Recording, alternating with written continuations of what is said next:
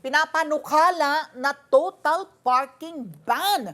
Na ang I think it was San Juan Mayor Francis Francis. Zamora, binabaril na kaagad yung idea because ano nga daw, no, iba-iba daw, no, may industrial area, may residential, may commercial. Walang one size fits all na panuntunan. MMDA was saying hindi nila kaya ipatupad. Your thoughts on ano yung mga points to consider na naisip ninyo tungkol po dito sa total parking ban sa Metro Manila, Sir Joe? Dapat maganda pinag-uusapan yung parking ban, ano, pero ayun, pag may ginagawa ang gobyerno, sana, ano, medyo iniisip ng malalim bago ini-implement kaysa mag-implement pagkatapos mali, i-atras. Ang gulo nun pagka ganun di ba? Maraming tinatamaan Tama sila doon na yung total parking ban, hindi pwede kasi yung dadaanan na sinasabi nilang no parking, residential area yun Di ba, Alin? Oo po. Hello? Yes po, we can hear you po. Okay, very good. Nung araw kasi, nung hindi pa marami ang tao, yung mga residential area na yan, mga apartment yan, tapos wala mga parandahan yan. Oo. Alright? So ngayon, hindi mo na mawawiden yan, at saka yung mga residente dyan mismo, nakaparada sa harap ng bahay nila. Yung sinasabi nila na dapat wala na nakaparada na alas 5 hanggang alas 10, imagine mo nakatira ka doon, gigising ka na alas 4 ng umaga para hanapan ng pagpaparadaan yung sasakyan mo. May solusyon dyan Ginawa na nila sa Japan, parking building. 20 floors down sa basement, 20 floors pataas.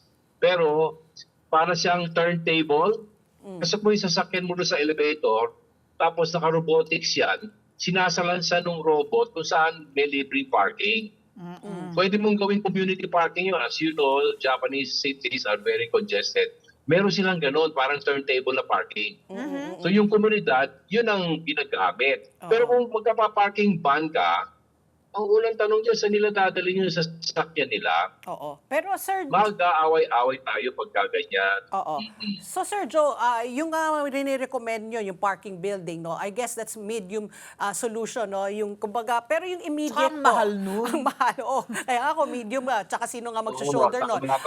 Oo. So, yung... Lahat talaga yun. So therefore, pwede partnership ng private sector at gobyerno. Yeah, oo. Kaya ang problema natin dyan, walang solution talaga kasi tatanggalin mo dito sa area na to, saan paparada yan? Oo. No, because Diba? I wanted to ask... Kasi yung lugar na sinasabi mo walang parking, talaga walang parking doon makukuha. Oo. No, paglalagyan No, I was going to ask kasi Sir Joe, I remember many years ago, I think it was the time of Pinoy, na there was a recommendation rin po, kung wala kang ma-prove, no, wala kang ebidensya na ikaw ay may garahe, na mapaparadahan pag ikaw ay bumili ng sasakyan, ay hindi ka, ewan ko, kung hindi ka papayagan bumili ng sasakyan. Yung mga band-aid solutions po, no, something that the government can do right away in view nga of all of this problem, no, na wala talagang maparadahan. Ano yung kasi yung parking problem, number one, kailangan natin ng bakanteng lote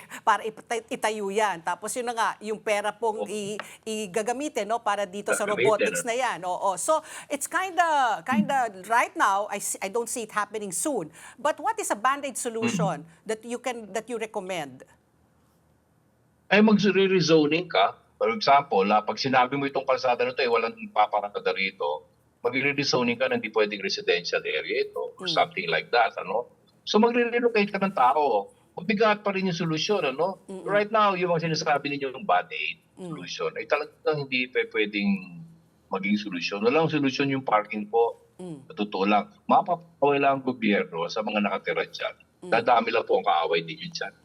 Hindi papayag yung mga nakatira dyan na pahirapan mo sila. Pahirapan mo yung taong nakatira dyan. So, what do you propose? Kasi nga, ako naman, ang nakikita ko, yung kalabisan kanina binabanggit ko nga kay Patpi, wala kang paradahan, bumili ka ng sasakyan, yung minsan may garahe ka, pero yung garahe mo, in-extend mo hanggang sa bangketa, kung saan yung pedestrian bababa sa kalsada para baybayin yung kalye to get to their destination, na yung risk of life and limb nila, di ba? So, parang sinasabi mo nga kasi parang ang hirap ng solusyon dito, but we have to start somewhere may solusyon, Ali. na- Yung sinabi mo kanina, no, na wala kang paradahan, wala kang garahe, wala kang karapatang bumili ng sasakyan. Pwede yun. Kanya lang kailangan ng political will, no? Kasi hindi popular yun. Parang sa Singapore, sinasabi nila, kung gusto mong bumili ng auto, kailangan yayamanin ka kasi magbabayad ka ng right to purchase a vehicle. Oo. Nahalaga rin ng auto, parang binibili mo yung auto ng 2 beses. Ano nangyari doon? Hindi walang bumili ng auto, nag-train lahat. Ay, ang pangit Ganun kasi din ng ang mass pwede mong transport gawin. din naman natin. Di mo din Oo. masisisi yung mga Pilipino. Pero hindi ba yun yung solusyon Ayun niya? nga. May Okay mobile. talaga yan. Pero kung may political will ka, sasabihin mo yun, ay talagang wala nang bibili ng sasakyan sa mga lugar na dinesignate mo na dapat no parking. Oo. Tingnan sa LTO, asan yung address mo, siyempre i-register yung sasakyan.